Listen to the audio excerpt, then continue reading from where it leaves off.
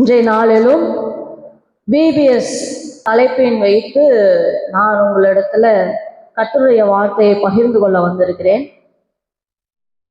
எல்லாரும் குழந்தைகிட்ட கேட்குற மாதிரி கேட்குறேன்.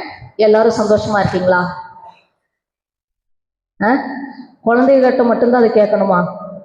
எல்லாரும் சந்தோஷமா இருக்கீங்களா அப்படின்னு பாருச்சுன்னா, எல்லாரும் முகத்திலேயும் வெளி தோற்றத்துல எப்படி இருக்கும்? முக பொலிவுடன் சந்தோஷமா இருக்கும் அப்படி.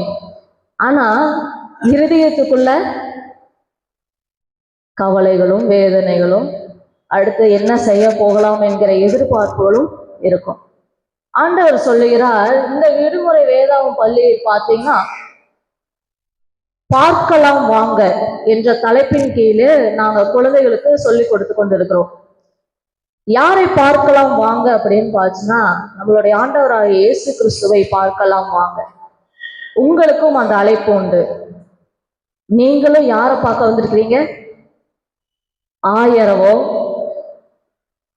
பார்க்க வந்திருக்கீங்களா? இல்ல. ஆலயத்தை பார்க்க வந்திருக்கிறீங்களா? இல்ல.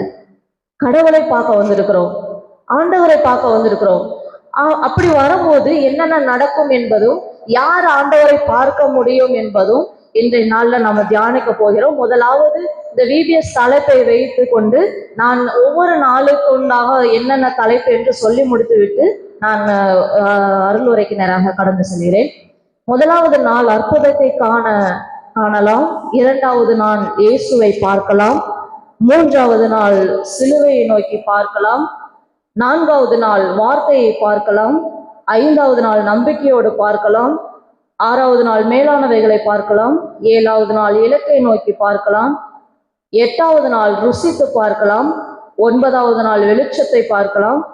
பத்தாவது நாள் மீண்டும் வருகிறவரை பார்க்கலாம் என்ற தலைப்பின் கீழாக நாங்கள் பிள்ளைகளுக்கு கற்றுக்கொண்டு கொண்டு இருக்கிறோம். இன்றைய நாள்ல நாம பார்க்க போகிறது என்னவென்றால், இயேசுவை பார்க்க வந்திருக்கிற நாம் எப்படிப்பட்டவர்களா இருக்க வேண்டும், யாரெல்லாம் இயேசுவை பார்த்து என்னென்ன நன்மைகளை அடைந்திருக்கிறார் என்பதை பார்ப்போம். முதலாவது லூக்கா 19வது அதிகாரத்துல பார்த்தோம் என்றால், சகேயு நம் அனைவருக்கும் தெரிந்த ஒரு வார்த்தை தான்.